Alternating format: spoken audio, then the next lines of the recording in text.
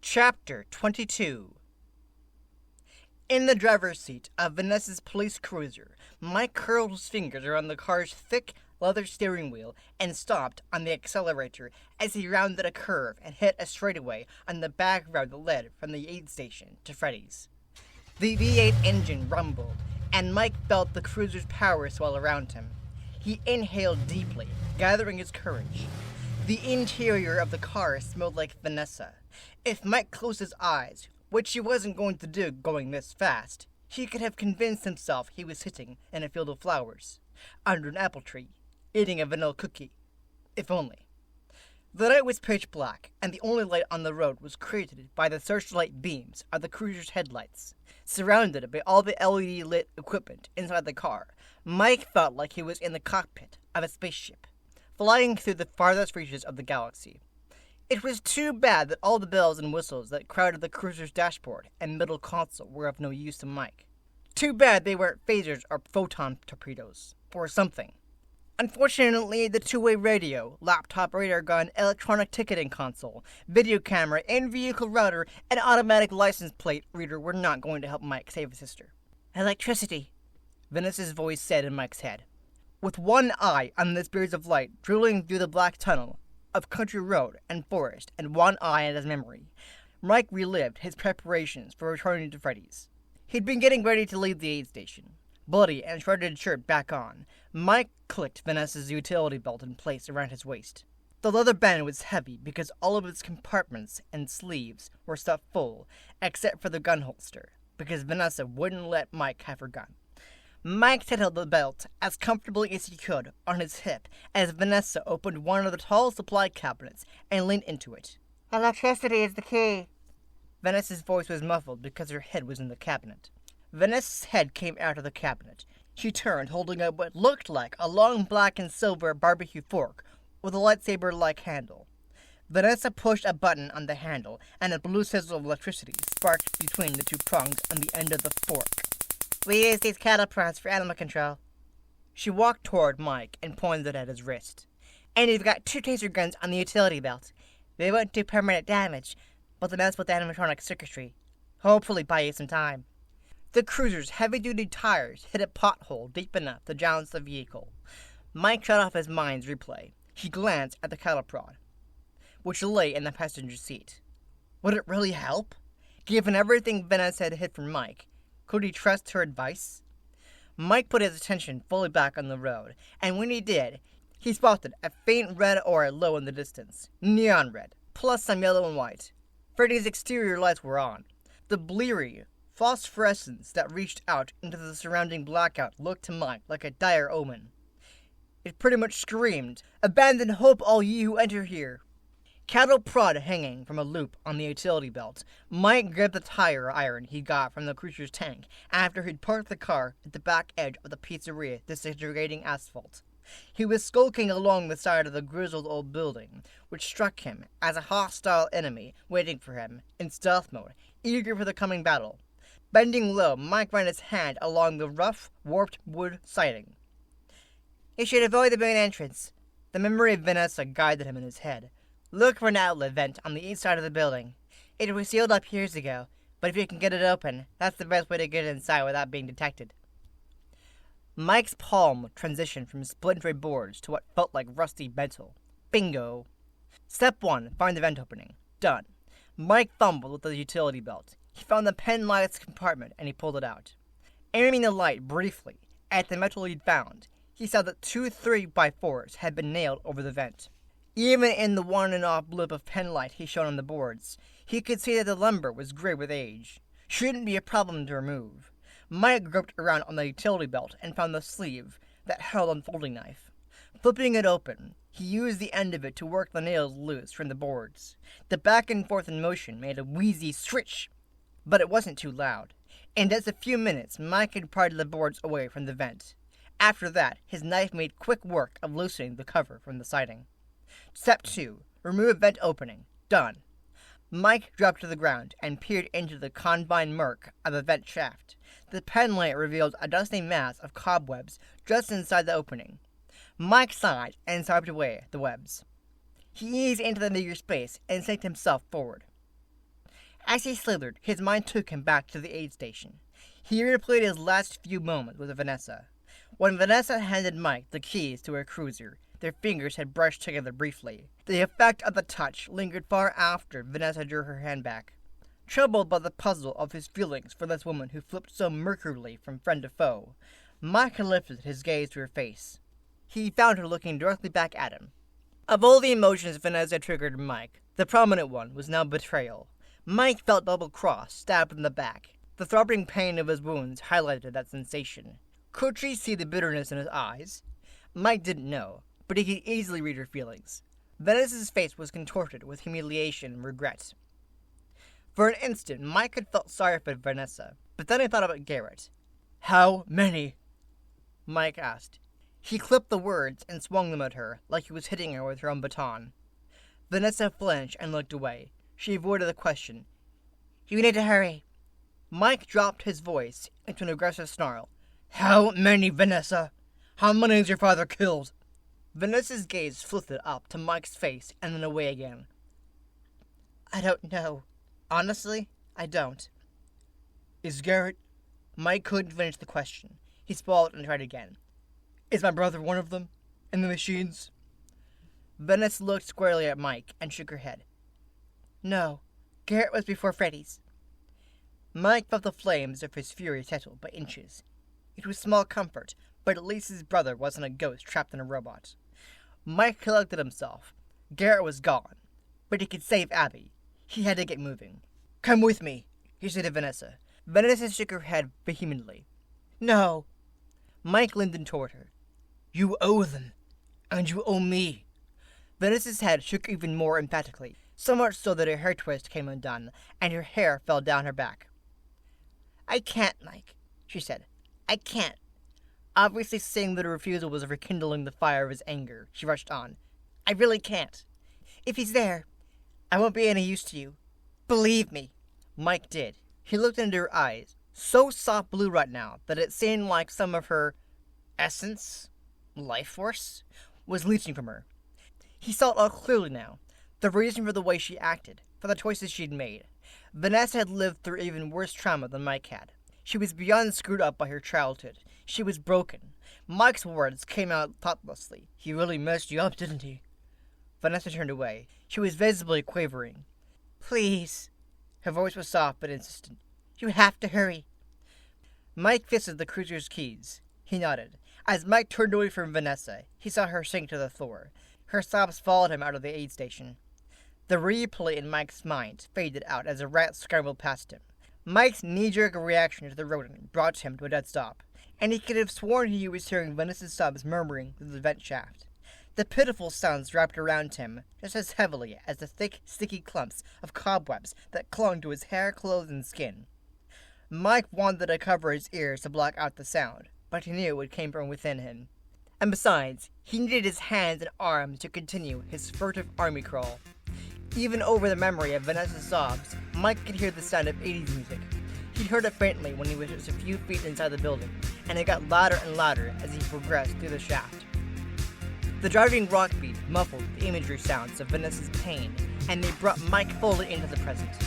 Mike inched his way around her in the shaft, and he saw the flare of fainted light reaching toward him through the darkness.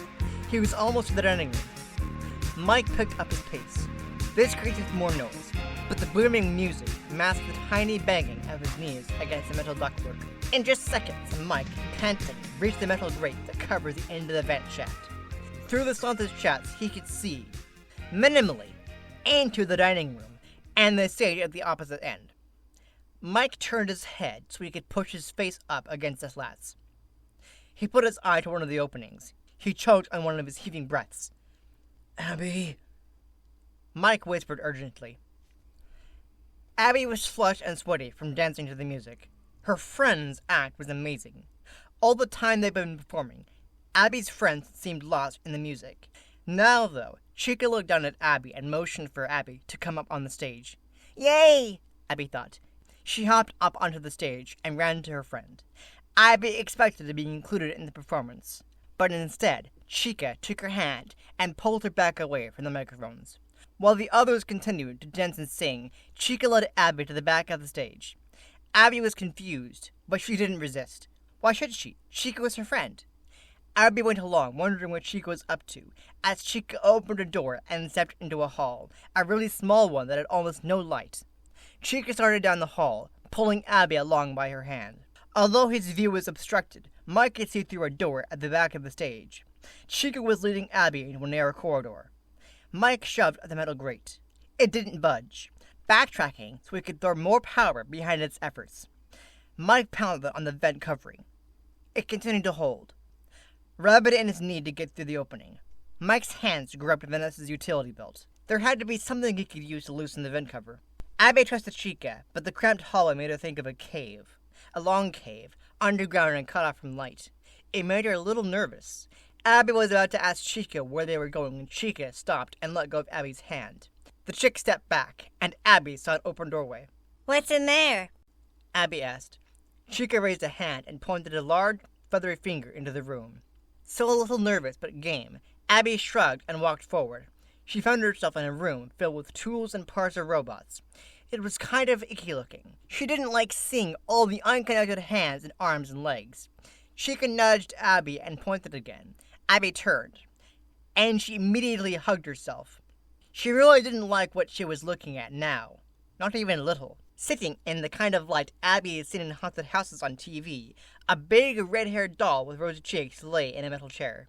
Abby didn't like either the doll, which had staring eyes and a too-wide smile, or the chair, which was ugly and hard-looking. Abby began backpedaling. She was no longer just a little nervous. She was feeling really bad, like something was very, very wrong. She thought it might be time to... A sound, sort of like a purring cat, but not as friendly, began coming from the doll. Abby, stuck in place by growing fear, and the tiniest bit of curiosity, stared at the doll. As Abby watched, the doll's torso began to open. The doll's insides looked like they were filled with sharp metal. Abby's curiosity went away. Scared was the only thing left. She backed up another step. "Chica?" Abby began. "I don't like..." Abby sucked in her breath when Chica lunged toward her. Before Abby could complete the breath or make another sound, Chica had grabbed Abby by the waist and lifted Abby off the floor. When Mike finally got the grate loose, with the help of a multi-tool from Vanessa's duty belt, one punch sent the vent cover flying. It clattered to the floor, but the noise was barely noticeable because the rock music was now blaring even more loudly. Its volume was nearly at speaker exploding decibels. Mike crawled out of the vent onto the floor. There he lay still, looking toward the stage. Had the animatronics seen him come out of the vent opening? It didn't seem like it. Foxy was still dancing on a small stage, and Freddy and Bonnie were singing their lungs out, eyes closed, boogieing cloddishly. Figuring that if he stayed low, he could fly under the radar, Mike began crawling toward the main stage. As he went, he kept an eye on the animatronics, but they were still oblivious. They were like dervishes, lost in their performances. They moved with an almost maniacal intensity. When Mike reached the base of the stage, he raised his hand. He needed to reach the doorway at the back of the stage, but Freddy and Bonnie blocked his way. How could he get past them? As Mike hesitated, a distant and very loud clang, clang, chink prodded Mike out of pondering and into action. He leapt to his feet and whirled toward the sound, which was coming from down the hall, not from the back of the stage. What if Chica had led Abby farther into the building in a roundabout way? Mike was no longer thinking about the animatronics. He was thinking about Abby. He had to find her. Freddy's eyes opened. He stopped singing and dancing. He looked in Mike's direction. Mike immediately ducked low and scrambled backward. After just a couple of yards of retreat, his foot whacked against something and he felt a splash of water soak his shoe and sock. He turned. The buckets of soapy and now dirty water were still sitting at the base of the stage, right where Mike had left them. Mike glanced up at the stage. Freddy was back to performing again. Good. The buckets had triggered the idea for a plan, one that just might work. "Chica, no!" Abby screamed as Chica carried her toward the awful doll in the metal chair. Chica had Abby by the torso, head in front of Chica, and legs behind. Grunting, Abby squirmed and twisted, but Chica's grip was strong. Chica flipped Abby over and began pushing her into the open doll. Abby, her heart going faster than it ever had, did everything she could do to stay away from the doll's scary metal parts. Abby kicked her legs like she was swimming. She threw out her feet to drive her shoe into Chica's hips. She balled her hands into fists and pounded on Chica's arms. Abby's hissy fit-like struggle slowed Chica down a little because the chick had tried to line Abby up with the doll and couldn't because Abby kept moving. However, Chica wasn't slowed down enough. Abby knew why. She was just a little girl, and Chica was big and made of metal. Abby couldn't get free. She felt herself being pushed back onto the metal parts. Help! She shrieked. Abby really wanted her brother. She really, really did. Mike had gotten himself into a crouch next to one of the buckets when he heard Abby's cry. The sound moved him, fast. Grabbing the bucket, Mike dashed toward the stage. He was fully visible to the stage now, but Freddy and Bonnie were too engrossed in their performance to notice. Mike pulled back the bucket and tossed its contents to the stage floor, right under Freddy's feet. Mike whirled and went for the second bucket. This one he threw toward Bonnie's feet. As soon as the second bucket was empty, Mike tossed it aside. He pulled out one of the taser guns from Vanessa's utility belt, and he planted himself in front of the stage. Mike fired the taser without hesitation. Instantly, the gun's wires shot metal probes up and out toward the pools of water beneath the animatronic's feet. An arc of blue electricity hit the water and coursed like a heat-seeking or robot-seeking missile into those feet. The electricity shot up through both animatronics. The pyrotechnic display of sparks fountained over the stage. Freddy and Bonnie stopped singing and dancing. They went stiff. The stage lights flickered, then went out. Both animatronics became filled redwood. They hit the stage like they had been dropped from the top of a 50-story building. Wham! The impact literally shook the building's foundation. While the floor beneath him was still pulsating, Mike turned. He ran toward the sound of his sister's screams for help. Abby was almost completely pressed into the doll now, her neck and back and legs and arms all hurt from the hard, sharp metal poking into her skin. Panting and crying, Abby was becoming too weak to fight anymore. Her throat hurt from screaming and yelling, and now she was crying, and her nose was so stuffed up she was having trouble breathing.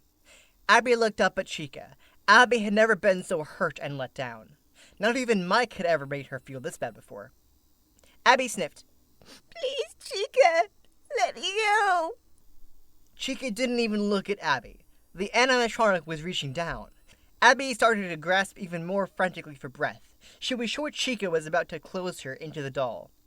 But then, the haunted house light was gobbled up by bright white light. Abby squinted and tried to see around Chica. Hey! Mike's voice shouted. Mike! Abby called out. I knew he'd come, she thought. Actually, Abby hadn't known Mike would come, but she'd hoped. And then her fear had made the hope go away. Now the hope was back. Mike, having flipped on the main lights in the Parsons service room, stood in his doorway, his taser gun at the ready. Get the hell away from my sister! He yelled at the nasty yellow chick who was trying to shove Abby into the red-headed animatronic. Mike recognized the doll-like animatronic. It was the one he'd seen in the storage room. No way was he going to let Abby get closed up inside that killing machine. Chica turned away from the metal chair. Letting go of Abby, the robotic chick came at Mike. Mike immediately triggered the taser gun. The taser wires streamed through the air. The probes separated, and each of them drilled directly into one of Chica's eyes. Chica dropped as fast and as hard as her compatriots had.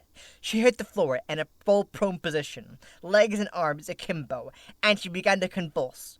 Her eyes blinked frenetically. The instant Chica let her go, Abby had shoved herself away from the little girl animatronic. Now she jumped out of the chair and ran to Mike. She threw herself at him. Mike caught his sister in his arms. He hugged her close as she sobbed against his neck. Are you okay? Mike asked. Are you hurt?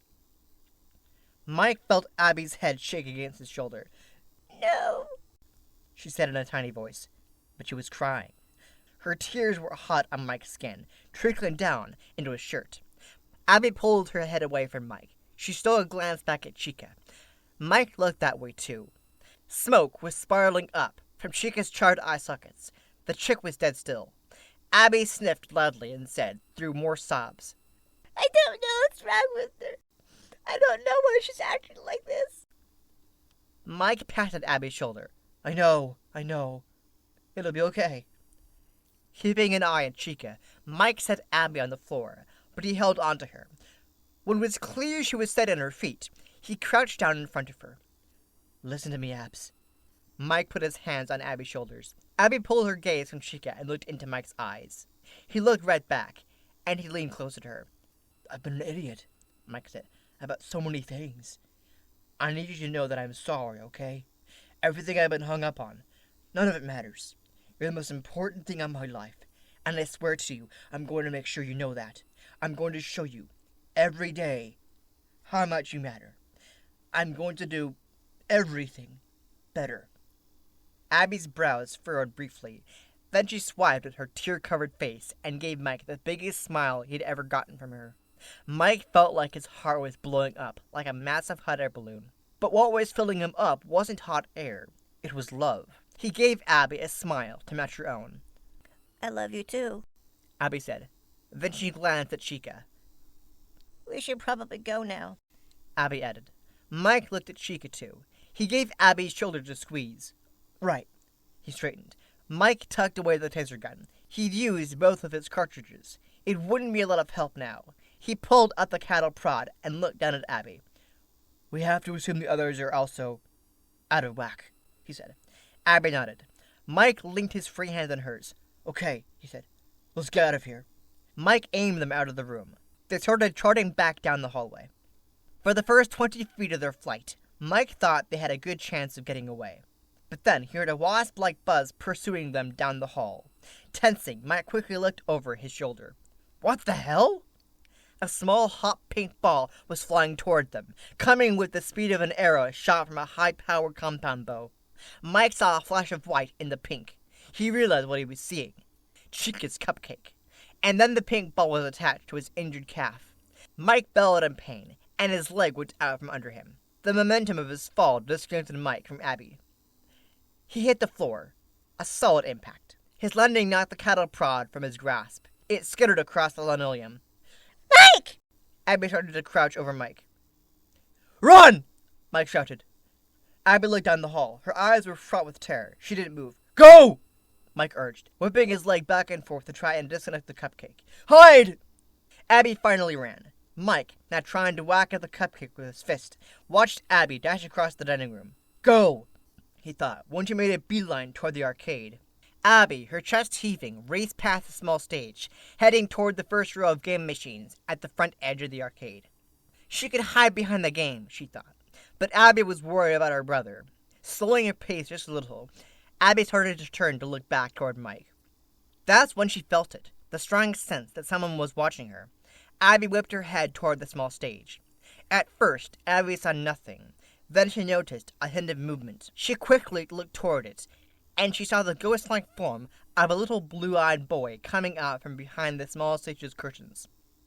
As fast as the boy appeared, he was gone. But Abby spotted something else. 2 pinpricks of red light spit into view from the back of the stage. Abby's gaze was caught by more movement. The silver tip of Foxy's hook came into view. Abby ran harder than she ever had in her life. She shot down the first row of game machines and disappeared, she hoped, into the back of the arcade.